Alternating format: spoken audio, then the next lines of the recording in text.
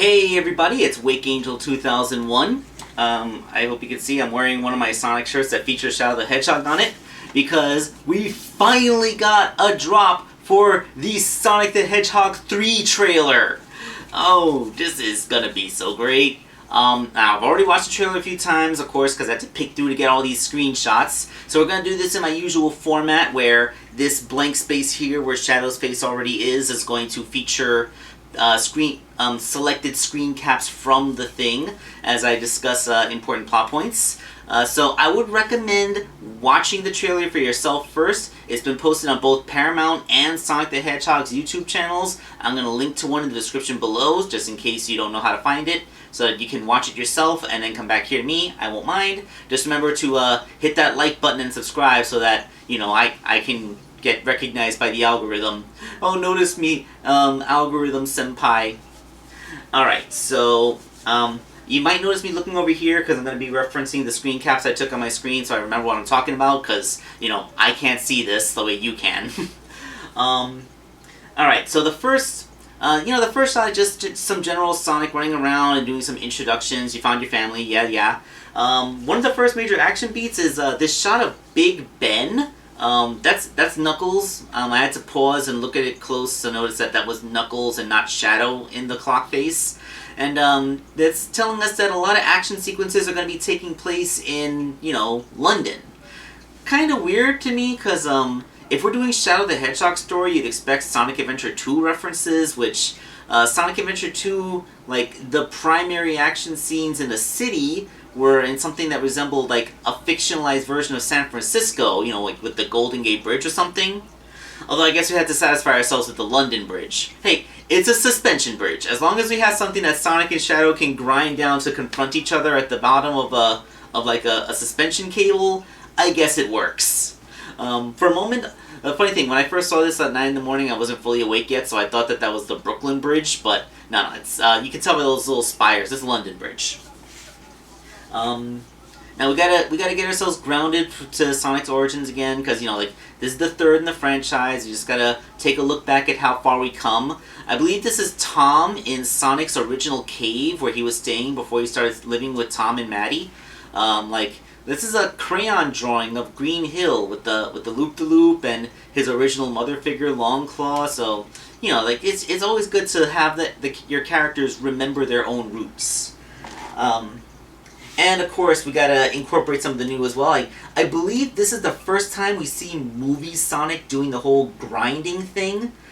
Grinding was a very important thing in Sonic Adventure 2. Like, they actually used it as a vehicle to advertise those soap shoes, and in the process gave Sonic basically a new power. Yeah, like, even though he no longer wears the soap shoes, he still does this. So it's a very important thing that started with, you know, this era of Sonic. Alright, now the screen cap is kind of dark, but I do like how we're taking a look at, like, you know, Prison Island. This is Prison Island from Sonic Adventure 2. That's a very important set piece in Sonic lore, you know? Like, Sonic was taken there. It's supposedly where Professor Gerald was held before his execution. There was the big explosion. This is the first time in the video game when we see Shadow show that he might not be as bad a guy as we think he is. You know, like, this is a very important location in the Sonic lore. And I kind of like how we're looking here at Shadow's, you know, stasis tube for the first time, and we're seeing, like, really accurate GUN uniforms. Like, that's the Guardian Unit Nation's logo on their back. That's cool. And there's going to be a lot of other references to the Shadow the Hedgehog solo game. I'm going to keep my opinions toward the end, but let's keep going through this. Is that the GUN commander? Like, I could just be stupid, and this could be the same guy from, like, the previous two movies, like the guy that gave the Olive Garden gift card, but could this be, like, the guy above him, like, the actual major commander of GUN? Like, in the video game, like, Shadow the Hedgehog, there was this old commander who was actually present on the Space Colony Ark as a child and was friends with Maria, and he blamed Shadow for her death. Could this be that guy? Is he? Like, he does seem to be a highly decorated, high-ranking general, so maybe? I don't know. But of course, we gotta have this scene, like, you know, that old cliche where you have your sleeping clone in the tank, and then all of a sudden his eyes burst open, and he just explodes out of the vat like Mewtwo. Yeah, like this is totally Mewtwo's introduction, like from the Pokemon movie, and I think he even did this in Detective Pikachu, like the whole I'm not gonna stay in your vat anymore. Of course, Mewtwo just kind of exploded it out with his psychic powers. Shadow just physically punches it, which, you know, functionally it's the same thing. It still works. And then our first view of Chaos Control, his ability to teleport around. And it's cool, he's doing this without actually holding a Chaos Emerald. Yeah, because it's always been a controversy. Can Shadow do Chaos Control if he has no Emerald on him? And the answer is, yeah, he can. Now, it's unknown whether, I'm pretty sure if he wants to do the big grand feats with the Chaos Emeralds, like when he Chaos Controlled the entire Black Comet back into orbit, I'm pretty sure that's something you need Chaos Emerald to do, but, like, for teleporting himself short distances, he can totally just do it without a Chaos Emerald in his hand. And of course, you gotta have our tender moments. Look, there's Maria. We get to see Shadow befriending Maria. I'm pretty sure she's gonna be in a lot of flashback sequences. And gotta have your contrast sequence. You gotta have your contrast sequences showing like this is very shonen. You show your hero characters with his friends and allies by his side, and then you show the villain character who's almost exactly like the hero character, except he never had friends.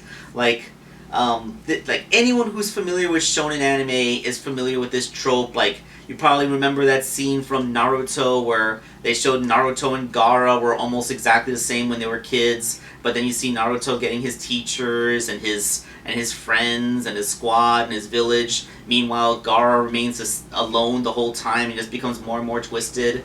Like, I know I just made a Naruto reference, but it's a convenient example of your cliche shonen stuff. But yeah, like this is that. This is showing your hero with his friends, and then showing your bad guy with nothing but his dark reflection. And then there's this scene.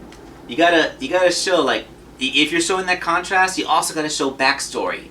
I looked really closely at this screenshot. I'm almost certain that what we're looking at here is Maria's death scene. We're actually seeing Maria's death scene. It doesn't appear to be under the same circumstances as Sonic Adventure 2. It looks like Gerald Robotnik and Shadow are kneeling over the fallen body of Maria after some kind of huge accident happened around them. The circumstances are probably kind of similar, where the military came in to arrest Gerald, and Maria was collateral damage, which, you know, was kind of the impetus behind this whole thing. But, like, you know, like, we don't have her standing at the controls of an escape pod getting shot in the back, if you believe Sonic X, which was largely an accident from a panicking soldier. But, you know, like, the point is, Maria's dead, Shadow witnessed it, Gerald Robotnik is there, you know, like, this is kind of the canon event, the defining moment in Shadow's backstory. And then, of course, we get our confrontation scene. It's different from Sonic Adventure 2 because now we have Sonic, Tails, and Knuckles all there confronting him at the same time.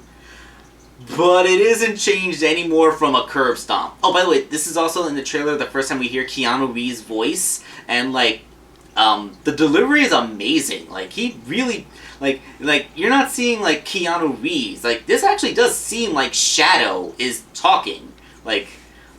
Yeah, like, Keanu Reeves is doing a good job as a voice actor here.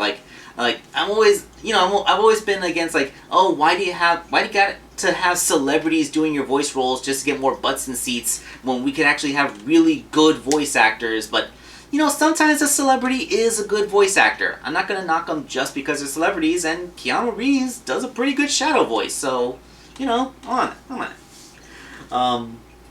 But yeah, like, look at this. Like, it's kind of similar to, like, say something, you fake hedgehog. Sonic starts charging at Shadow, who uses Chaos Control to immediately put himself behind him. Except this time he's using the Chaos Control to directly confront Knuckles because, of course, Knuckles is going to be the first one to charge in and try to fight. But then, like, what? Does Shadow break his wrist? Like, there's a lot of things you could say about a confrontation between Knuckles and Shadow, which has never happened before.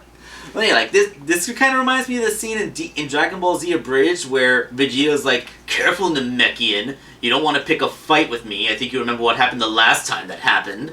And then Piccolo's like, "I think you need to check your memory because we've never fought." Like, huh. That's weird. Yeah, we've never actually fought each other. Yeah, like, in any of the video game media, Shadow and Knuckles have never directly fought each other. like maybe in Sonic Heroes, one of the boss fight scenes between Team Dark and Team Heroes, but, you know, like, that wasn't a one-on-one fight between Knuckles and Shadow. I think maybe in the comic books we might have seen them get into a skirmish every now and then, but, like, in the big primary source material, these two guys have never fought, so it's kind of interesting. And, like, you could say, of course Shadow could be faster than Knuckles. You might say that he has better combat sensibilities than Knuckles. You might say he has better instincts than Knuckles, but to actually outpower Knuckles? To physically be stronger than him? That's weird. Like, how is he physically able to overpower Knuckles? That's your cliche of showing your villain character in the beginning as a huge menace. Like, yeah, I gotta get to see that. And of course, he then proceeds to curb stomp not only Tails in an instant, but he also takes out Sonic. I chose this particular screen cap because it kind of reminds me of that meme where someone's holding, like, the kitten by the neck and it looks like he's being like, but yeah, like, the initial fight doesn't go well. The initial fight's never supposed to go well. The hero's always supposed to be on a bit of a back foot because they're not familiar with someone who's as powerful as they are. But what is this? That's like a giant flying saucer in GUN colors coming out of, well, what is that? The River Thames? Are we still in London here? I don't know, but, like, what? Giant flying saucer? What? What is this? Now, nothing in this trailer has suggested that we're going to get anything resembling the Space Colony arc, which kind of makes sense because this is supposed to be our contemporary world and we didn't have a giant space colony up in there 50 years ago. But, like, could this be like a reverse engineered alien technology? Like, maybe the Black Arms tech, or the government was hiding the fact that they had actually encountered people from Sonic's race before. So, like, Sonic's appearance isn't the first time we've ever heard of it. I mean, that's not very far-fetched. It's a very common trope where the government keeps first contact with alien life on the down low to avoid mass panic. Remember, if I'm to call other movies, like, I'm remembering the movie Paul, with the one with that alien guy needed to be rescued from Area 51. And when he was questioned by the other characters why he looked like such a cliche little green man, he said that the government had quietly been drip-feeding what he looks like and vague aspects of his culture into pop culture lexicon over the course of decades, just in case first contact ever happens to be global. When we see their faces, we won't be shocked and horrified, be like, "Oh, no, that's just what aliens look like." So I'm kind of seeing something in that vein, like, oh man, I went off on a real tangent there, but yeah, basically, the government has been aware of alien life forms a lot longer than they're letting on. That's what I'm trying to say. What's next? Oh, yeah. Shadow the Hedgehog. Like, this is literally straight from the opening cinematic of the Shadow the Hedgehog sequence. Like kicking one soldier into a wall, teleporting up to another guy and kicking him in the back of the head. Exact same animation, exact same pose. And you know, I heard that, the animator I was on the Sonic Reddit, and there was a comment like the animator who's doing the animation in this movie, one of his first jobs in VFX was animating Shadow the Hedgehog in the Shadow the Hedgehog solo games. So, you know, we come full circle.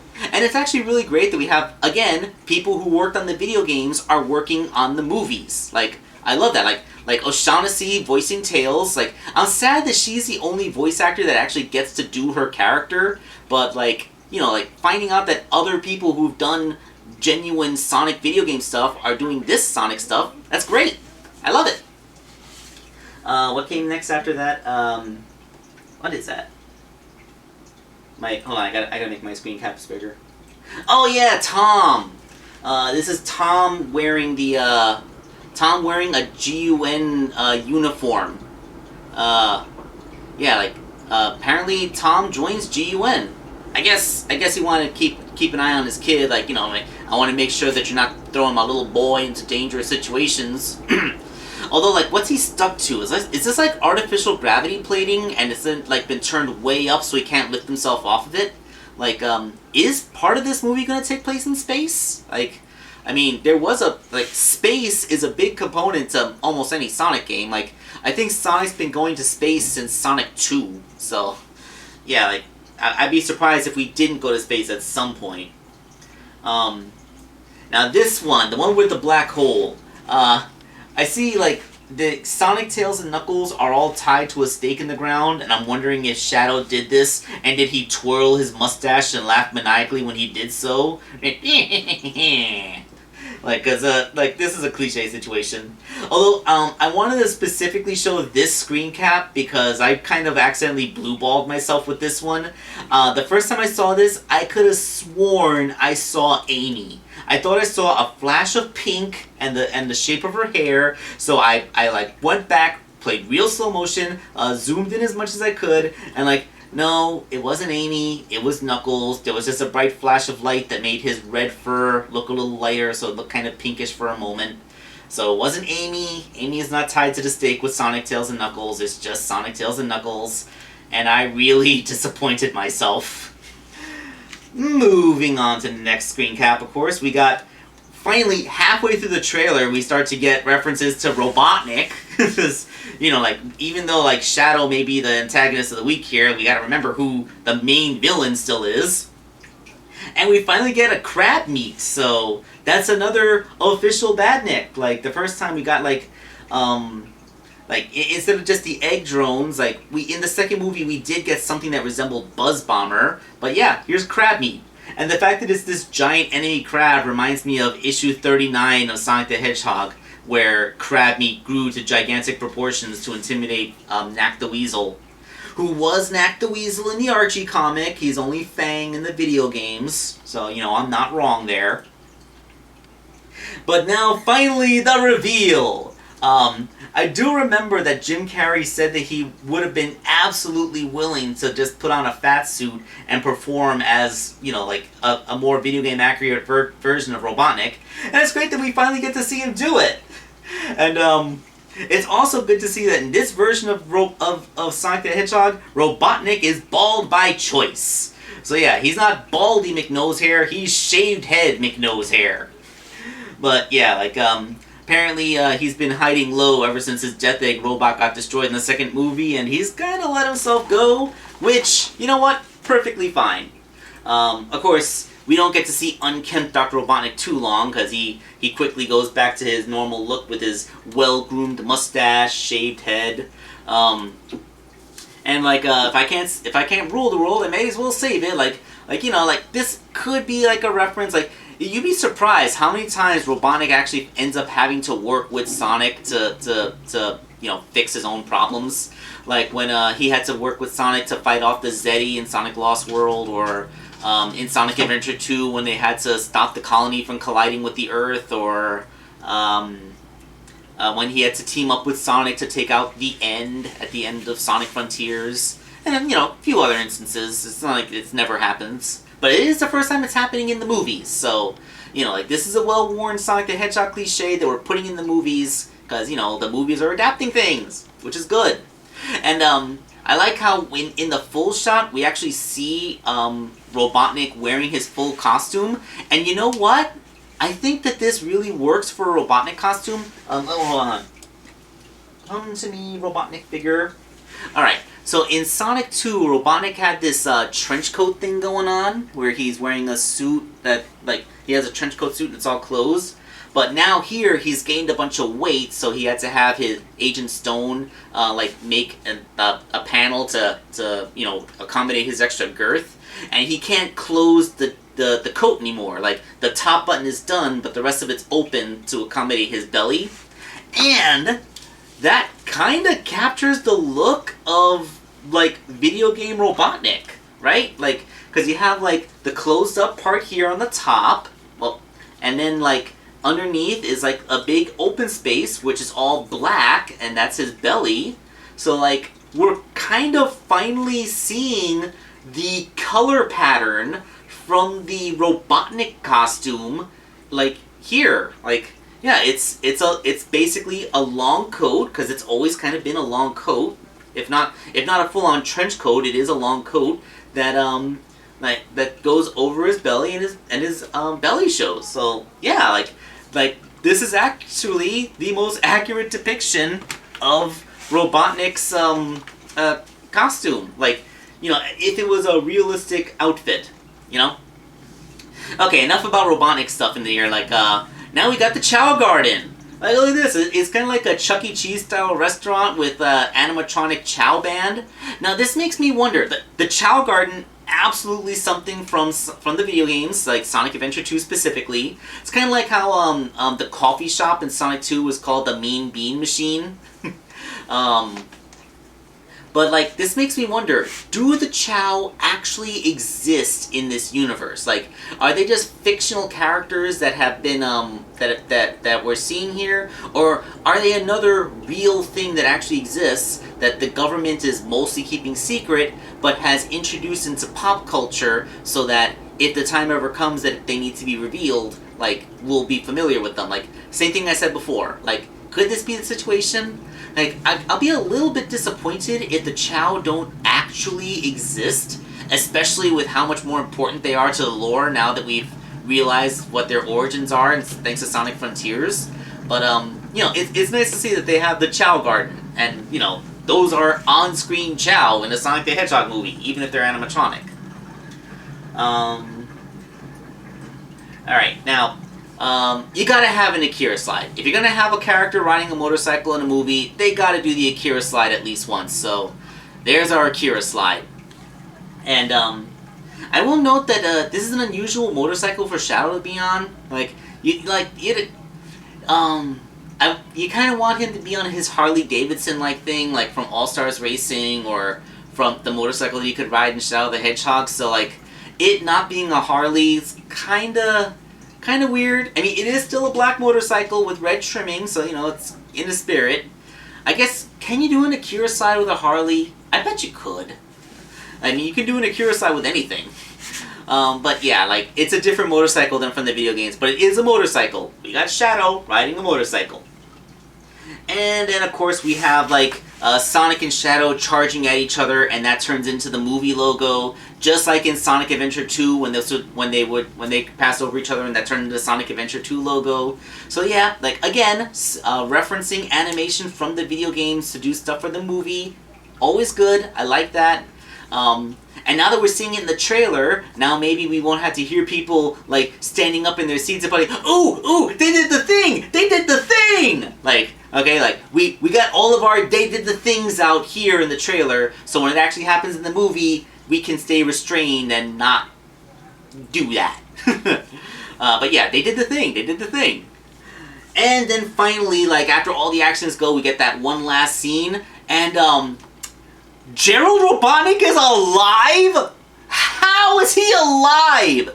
I mean, even if he wasn't executed for treason like he was before, like, if this was 50 years, like, how old is this guy? He was already a grandfather 50 years ago. This dude must be, like, pushing 100.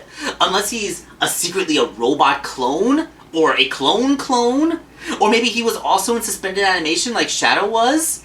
But, like, we are actually getting Robotnik meeting Gerald Robotnik. What?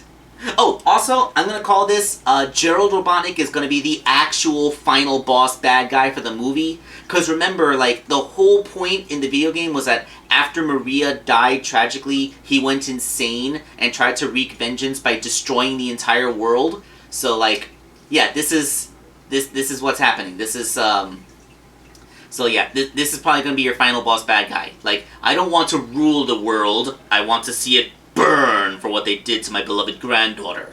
You know, that kind of thing. But yeah, like, how is this guy alive? Also, it's funny that it's Jim Carrey playing him too. Plays on the whole cliche that why does Dr. Eggman look so much like his grandfather?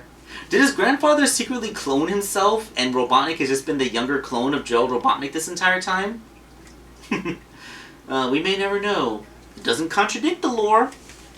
Alright, so, thank you all for watching this. I know I've been talking for a long time, but you know there was a lot to analyze in this trailer. I got like 27 screen caps, and that even includes the doubled up ones, so yeah, I had a lot to say. So, I'm actually really happy that it's not a one-to-one adaptation of Sonic Adventure 2, because like I said, I didn't really like that in the Sonic X anime, so like, I'm happy that we're letting an original-ish story breathe here. But yeah, now that we actually know what's, we have a vague idea what's going on, like, this is hype, and it's looking good, so let's meet together in December after we actually see this movie. This is Wake Angel 2001, signing off.